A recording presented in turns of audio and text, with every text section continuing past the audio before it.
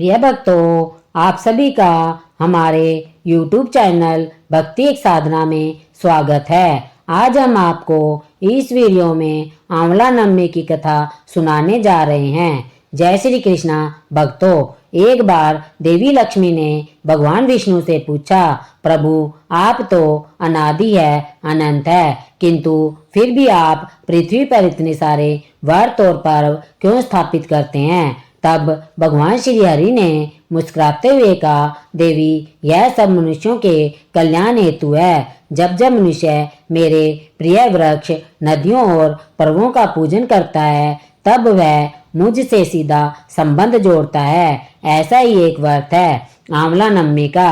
आंवला नवमी का व्रत जो मेरे स्वयं के स्वरूप की उपासना का प्रतीक है। भगवान बोले, आंवला मेरा प्रिय वृक्ष है, इसमें त्रिदेवों का वास होता है। ब्रह्मा इसकी जड़ में, विष्णु इसके तने में और महादेव इसके शीर्ष में निवास करते हैं। इस वृक्ष की छाया में जो भी साधक श्रद्धा से पूजन करता है, वह जीवन में सभी दोषों और दुखों से मुक्त होकर पुण्य लोक को प्राप्त होता है। इसके पीछे एक रहस्य छुपा है और एक अद्भुत कथा भी कही जाती है। तो आइए भक्तों, जानते हैं कि आंवला नवमी क्यों मनाई जाती है और इसके पीछे जुड़ी कथाओं का श्रवण भी करेंगे। आपसे निवेदन है कि आप इस वीडियो को अंत तक अवश्य सुने और श्री हरि विष्णु की कृपा के साक्षी बने। जय श्री हरि विष्णु, जय माँ लक्ष्मी। दीपावली के बाद जब घरों की दीवारों से अब भी हल्की हल्की दीपक की लो चमक रही होती है, जब वातावरण में सुगंधित धूप, गर्मी से संयागन और तुलसी पौधे की लो मिलकर एक दिव्यता रचते हैं, तभी आता है एक ऐसा पर्व जो केवल धर्म नहीं बल्कि प्रकृति भक्ति का संदेश देता है। आंवला नवमी, जिसे अक्षय नवमी भी कहा जाता है, इस दिन कार्तिक मास के शुक्ल पक्ष की नवमी तिथि होती है और यह तिथि भगवान विष्णु की विशेष पूजा के लिए अत्यंत शुभ मानी जाती है। कहा गया है कि दीपावली के 8 दिन बाद जो व्यक्ति आंवले के वृक्ष की पूजा करता है, उसे अक्षय पुण्य प्राप्त होता है जो कभी नष्ट नहीं होता है। यही कारण है कि इसे अक्षय नवमी भी कहा जाता है। इस वर्ष 2025 में आंवला नवमी का शुभ मुहूर्त 31 अक्टूबर 2025 को है। पंचांग के अनुसार आंवला नवमी तिथि 30 अक्टूबर को सुबह 10:06 से प्रारंभ होकर 31 अक्टूबर को 10:03 पर समाप्त होगी। पूजा का श्रेष्ठ समय पूर्वाह्न समय 6:32 से 10:03 तक रहेगा। जो भक्त इस अवधि में व्रत पूजन करते हैं, उन्हें अखंड सौभाग्य, आरोग्य और श्री हरि की कृपा प्राप्त होती है। इस दिन महिलाएं विशेष रूप से आंवले के वृक्ष के नीचे बैठकर संतान सुख, आरोग्य, धन, संपत्ति और पारिवारिक शांति के लिए पूजा करती है। कहा गया है कि जहाँ आंवले का वृक्ष होता है, वहाँ विष्णु का वास होता है। कार्तिक मास में श्री हरि विष्णु का निवास आंवले के वृक्ष में होता है, जो कार्तिक पूर्णिमा तक बना रहता है। इसलिए इस पूरे मास में आंवले वृक्ष की पूजा को महापुण्यकारी कहा गया है। कहा जाता है कि दीपावली के बाद जब समस्त दिशाएं दीपों से प्रकाशित होती है, तो पृथ्वी पर देवताओं का जागरण आरंभ होता है। देवउठनी एकादशी से 2 दिन पूर्व अर्थात आंवला नवमी पर भगवान विष्णु की उपासना और प्रकृति सेवा का संगम होता है। दीपावली के बाद यह दिन इसलिए भी महत्वपूर्ण है कि दीपावली का उद्देश्य अंधकार को दूर करना था और आंवला नवमी का उद्देश्य इस प्रकाश को स्थायी बनाना है, जो केवल दीपों में नहीं हृदयों में जलता रहे। धार्मिक ग्रंथों में कहा गया है कि आंवला वृक्ष केवल एक पेड़ नहीं बल्कि अमृत कलश है। इस दिन वृक्ष की शाखाओं से अमृत तुल्य ऊर्जा बूंदों के झरने का प्रतीकात्मक वर्णन मिलता है। प्राचीन मान्यता है कि इस दिन आंवले वृक्ष से अमृत की बूंदें टपकती है, इसलिए इसके नीचे बैठकर भोजन करना, दान पुण्य करना अथवा परिवार सहित भक्ति भाव से गीत गाना, यह सब आरोग्य, सुख, शांति और संतान की वृद्धि देने वाला माना गया है। यही कारण है कि इस दिन आंवले के वृक्ष के नीचे भोजन करने की परंपरा आज भी जीवंत है। आंवला नवमी के पीछे कई पौराणिक रहस्य छिपे हैं। कहा जाता है कि इसी दिन द्वापर युग का प्रारंभ हुआ था। कुछ स्थानिक कथाओं के अनुसार भगवान विष्णु ने इस दिन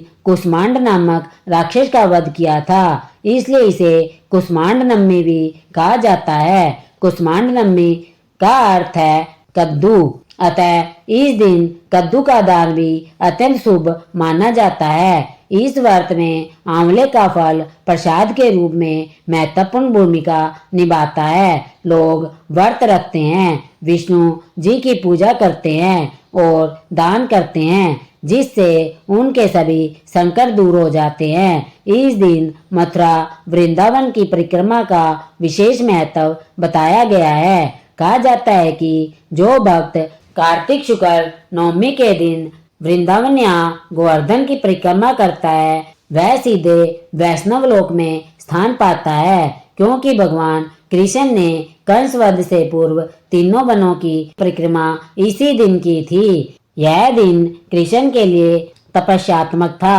और भक्तों के लिए आराध्य है। आंवला वृक्ष की वैज्ञानिक महत्ता भी अद्भुत है। आंवले में विटामिन सी का सर्वोच्च स्तर होता है, जो शरीर को रोगों से रक्षा देता है। आंवला के नीचे बैठकर भोजन करने से प्रकृति की शीतलता और उस वृक्ष की ऊर्जा मानव तन मन में प्रवाहित होती है। यह परंपरा केवल आध्यात्मिक नहीं बल्कि स्वास्थ्यवर्धक भी है। इस दिन भक्त प्रातःकाल स्नान करते हैं, श्वेत वस्त्र धारण करते हैं और आंवले के वृक्ष के नीचे दीपक जलाकर भगवान विष्णु का स्मरण करते हैं। वे कहते हैं, हे आंवले के रूप में स्थित श्री हरि, मुझ पर अपनी कृपा बनाए रखो। पूजा के बाद आंवले का फल प्रसाद रूप में ग्रहण किया जाता है। ब्राह्मणों को आमंत्रित कर उनके लिए आंवले के नीचे भोजन बनाकर दान करना सबसे उत्तम कर्म माना गया है।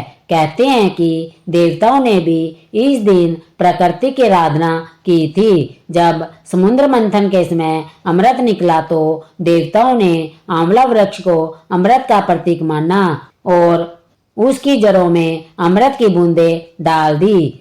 इसलिए कहा जाता है कि आंवले के वृक्ष में अमृत का वास्तविक वास है। जो भी भक्त इस दिन उसके नीचे बैठकर भोजन करता है, वह शारीरिक और आध्यात्मिक रूप से अमृत का रस प्राप्त करता है। इसी कारण से लोग कहते हैं कि दीपावली से प्राप्त प्रकाश अस्थायी है, पर आंवला नवमी से प्राप्त पुण्य अक्षय है। दीपावली के दीपक बुझ जाते हैं, पर आंवले की हरियाली साल भर प्रकृति में प्राण भरती रहती है। भक्तों, कार्तिक मास के शुक्ल पक्ष की नवमी तिथि को आंवला नवमी या आंवला पूजन किया जाता है। पंचांग और विद्वानों के अनुसार इस वर्ष आंवला अक्षय नवमी का सर्वश्रेष्ठ पूजा योग्य समय पूर्वाह्न मुहूर्त 31 अक्टूबर 2025 को सुबह लगभग 6:32 से 10:03 तक माना गया है। अतः भक्तों को इस अवधि में स्नान करके आंवले के वृक्ष के पास बैठकर विधिवत पूजा और दान पुण्य करने का विशेष फल प्राप्त होता है। कार्तिक मास स्वयं भगवान विष्णु का प्रिय मास है और इस दिन आंवले के वृक्ष की पूजा करके भगवान विष्णु और माता लक्ष्मी की कृपा प्राप्त होती है। कहते हैं कि इस दिन जो भक्त आंवले के पेड़ के नीचे बैठकर पूजा करता है या भोजन करता है, उसके समस्त पाप नष्ट हो जाते हैं और वह विष्णु लोक का अधिकारी बन जाता है। एक बार देवी लक्ष्मी ने भगवान विष्णु से विनम्रता पूर्वक पूछा, प्रभु ऐसा कौन सा व्रत है जिसमें स्त्रियों को अखंड सौभाग्य और परिवार को सुख समृद्धि प्राप्त हो। भगवान विष्णु मुस्कुराए और बोले, देवी कार्तिक मास की शुक्ल नवमी को आंवला नवमी कहा जाता है। इस दिन आंवले के वृक्ष की पूजा करने से सहस्त्र गोदान, गंगा स्नान और यज्ञ का फल प्राप्त होता है। इस वर्ष से पाप नष्ट हो जाते हैं, सौभाग्य स्थायी रहता है और घर में लक्ष्मी का वास होता है। भगवान विष्णु ने आगे कहा, देवी आंवला वृक्ष में ब्रह्मा, विष्णु और महेश तीनों का निवास होता है। इसकी पूजा करने वाला भक्त त्रिलोक में देवताओं का पूजन करता है। यह सुनकर माता लक्ष्मी प्रसन्न हुई और बोली, प्रभु यह व्रत तो सचमुच कल्याणकारी है। भक्तों, तभी से आंवला नवमी के दिन भगवान विष्णु और माता लक्ष्मी की पूजा का यह शुभ पर्व मनाया जाने लगा। इसके पीछे एक अद्भुत कथा भी कही जाती है।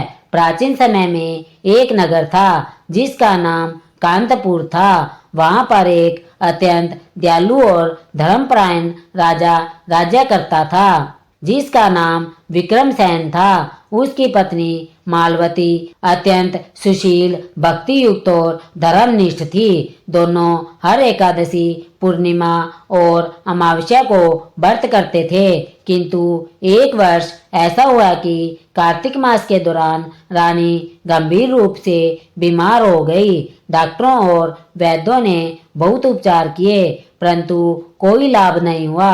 राजा अत्यंत दुखित हुए और उन्होंने भगवान विष्णु से प्रार्थना की, हे नारायण, यदि मेरे जीवन का कोई भी पुण्य शेष है तो मेरी रानी का दुख दूर कर दीजिए। उसी रात राजा को स्वप्न में भगवान विष्णु का दर्शन हुआ। उन्होंने कहा, राजन, तेरी रानी का रोग केवल औषधियों से नहीं मिटेगा। कार्तिक मास की शुक्ल नवमी को आंवला वृक्ष के नीचे मेरा पूजन कर और रानी को भी वहां बैठाकर भोजन कराना। उस वृक्ष के नीचे स्वयं मैं निवास करता हूँ। सुबह होते ही राजा ने नगर भर में घोषणा करवा दी, आज से सभी लोग कार्तिक नवमी को आंवले का पूजन करेंगे। नवमी के दिन पूरे नगरवासी आंवले के वृक्ष के नीचे एकत्रित हुए।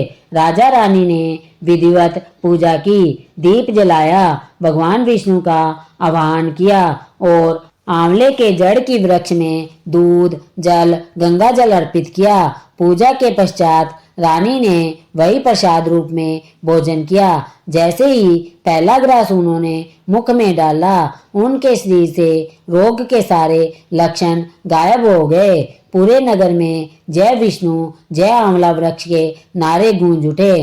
तब भगवान विष्णु ने आकाशवाणी की, हे भक्तों, आज से जो कोई व्यक्ति कार्तिक नवमी के दिन आंवला वृक्ष का पूजन करेगा, उस पर मैं और लक्ष्मी जी की सदैव कृपा बनी रहेगी। यह व्यक्ति कभी दरिद्र नहीं होगा और उसके कुल में सदैव धर्म और भक्ति की वृद्धि होगी।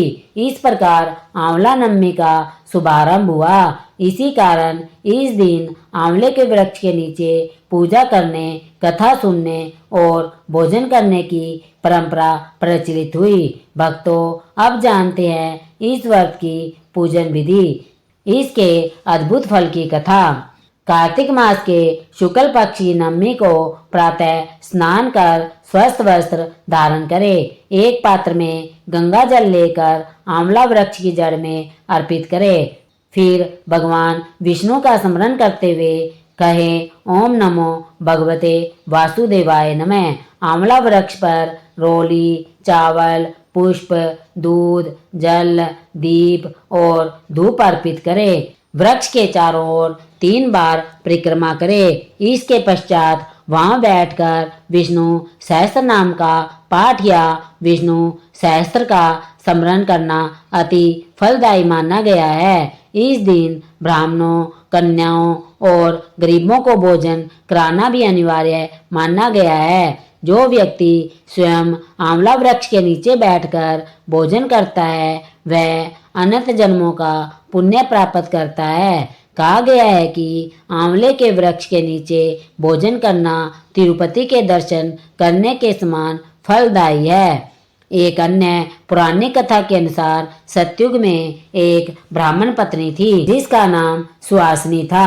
वह अत्यंत धार्मिक, पतिव्रता और विष्णु भक्त थी। हर वर्ष कार्तिक मास में वह अपने पति के साथ आंवला वृक्ष की पूजा करती थी, किंतु एक बार उसके पति तीर्थ यात्रा पर चले गए और वह अकेली रह गई। उसने सोचा कि बिना पति के यह व्रत करूं या नहीं। तभी एक दिव्य आवाज आई। देवी श्रद्धा से जो कार्य किया जाए उसमें भगवान स्वयं सहयोग देते हैं। सुहासिनी ने पूरी श्रद्धा से आंवला नवमी का व्रत किया। उसके वृक्ष की जड़ में दीप जलाया, फूल चढ़ाए और भगवान विष्णु का नाम जपते हुए वहीं भोजन किया। उसी समय भगवान विष्णु स्वयं वहां प्रकट हुए और बोले, देवी तेरा यह व्रत मुझे अत्यंत प्रिय है। आज से जो भी इस व्रत को करेगा उसे लक्ष्मी जी की कृपा का आशीर्वाद प्राप्त होगा। उसके घर में कभी अन्न, धन या सौभाग्य की कमी नहीं रहेगी। आंवला नवमी का एक वैज्ञानिक पहलू भी है जो कि अत्यंत रोचक है। आयुर्वेद के अनुसार आंवला फल में विटामिन सी प्रचुर मात्रा में पाया जाता है जो रोग प्रतिरोधक शक्ति को बढ़ाता है। कार्तिक मास के दौरान इसका सेवन शरीर को शुद्ध करता है और पित्त दोष को संतुलित करता है। इसी कारण हमारे ऋषियों ने इस दिन आंवले का सेवन और पूजन दोनों अनिवार्य बताया ताकि शरीर और आत्मा दोनों की शुद्धि हो सके। इस दिन विवाहित महिलाएं आंवला वृक्ष के नीचे बैठकर सुहाग की दृढ़ता के लिए सौभाग्यशाली स्त्रियों को सुहाग वस्तुएं देती है और लक्ष्मी माता से प्रार्थना करती है, हे लक्ष्मी माता, जैसे आपने विष्णु जी का सानिध्य कभी नहीं छोड़ा वैसे ही मेरे सुहाग की रक्षा सदा करना। भक्तों, इस दिन का एक और विशेष नाम अक्षय नवमी भी है जिसका अर्थ है कभी ना क्षय होने वाली पुण्यतिथि। इस दिन जो कोई दान, जप या पूजन करता है उसका फल अनंत गुना होकर उसे प्राप्त होता है। कहा गया है कि आंवले के तले जो करे नवमी पूजन प्राण नरक द्वार ना पावे। विष्णु लोक में जो स्थान अनंत है, जब सूर्य अस्त होता है और कार्तिक की ठंडी हवा में आंवले की पत्तियां हिलती है तो ऐसा लगता है जैसे भगवान विष्णु स्वयं मुस्कुराते हुए आशीर्वाद दे रहे हो। हे भक्तों, जिसने आज आंवला की पूजा की वह मेरे सानिध्य को प्राप्त करेगा। उसके घर लक्ष्मी का वास रहेगा और उसके कुल में कभी दरिद्रता नहीं आएगी। आंवला नवमी केवल एक व्रत नहीं है बल्कि भगवान विष्णु की उपासना, स्वास्थ्य और समृद्धि का संगम है। जो इसे श्रद्धा से करता है वह जीवन में सुख, समृद्धि और मोक्ष तीनों प्राप्त करता है। भक्तों, अब हम सुनते हैं आंवला नवमी की दूसरी कथा। बहुत समय पहले एक समृद्ध और दयावान राज्य था जहाँ राजा आमल्या राजा शासन करते थे। राजा ने एक दिन प्रण लिया कि वे प्रतिदिन अपनी प्रजा में 1 मन आंवला दान करेंगे और उसके बाद ही भोजन करेंगे। यह दान प्रक्रिया देखे तो सरल भी, पर राजा की प्रजा तथा उनके पुत्रों को यह प्रिय नहीं लगा। पुत्रों और बहुओं ने कहा, यह दान क्यों, हमारा खजाना तो धीरे धीरे खत्म होगा। राजा ने अपनी निष्ठा नहीं छोड़ी और नियम अनुसार दान करते रहे। समय बीतता गया, पुत्रों का व्यापार ठप होने लगा। राज दरबार में डर समा गया। कि इस दान नियम से राज्य का भरण पोषण प्रभावित होगा। एक दिन राजा ने दुख सहते हुए महल छोड़ा और जंगल के लिए चले गए। वहां उन्होंने देखा कि भगवान ने उनकी निष्ठा देखकर उन्हें एक नया सुंदर राज्य दिया है, जहां आंवले के पेड़ों की कतारें थी।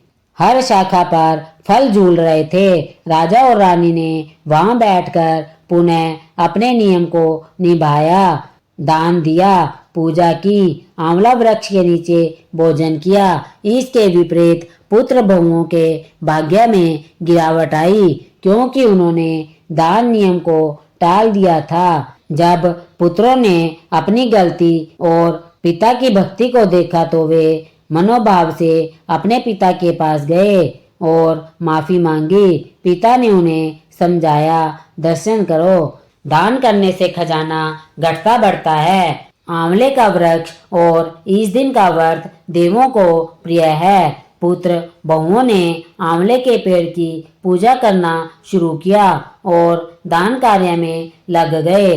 तुरंत ही उनके घर में खुशहाली लौट आई, संपत्ति बढ़ी, संतान सुख बढ़ता गया और राज्य परिवार में आनंद छा गया। इस कथा से यह शिक्षा मिलती है कि सच्ची श्रद्धा और नियम से किया गया व्रत, दान या पूजा कभी व्यर्थ नहीं जाती। जिसे हम महज दिखावे के लिए करते हैं वह शीघ्र नष्ट होता है, पर जिसे हम हृदय से निस्वार्थ भाव से करते हैं वह अक्षय पुण्य बन जाता है। इसलिए इस पर्व को अक्षय नवमी कहा गया है, क्योंकि इस दिन किया गया पुण्य कभी कम नहीं होता है। इन कथाओं में आंवला वृक्ष का विशेष महत्व है, जो दिखाता है कि प्रकृति वृक्ष भी देवता परिवार का अंग है। जब राजा ने वृक्ष की पूजा की, अपने नियम पर टिके रहे, तब उन्हें दिव्य राज्य मिला। जब पुत्रों ने वृक्ष दान को तुच्छ समझा तो वे पतन को प्राप्त हुए। यह हमें याद दिलाता है कि वृक्ष दान, पवित्र दिन, व्रत और श्रद्धा भाव से किया गया कर्म हमें सिर्फ इस जन्म में नहीं, आने वाले जन्मों में भी लाभ देता है। तो इस आंवला नवमी पर जब आप आंवला वृक्ष के नीचे दीप जलाए, पूजा करें, व्रत करेंगे तो इस कथा को याद कीजिए।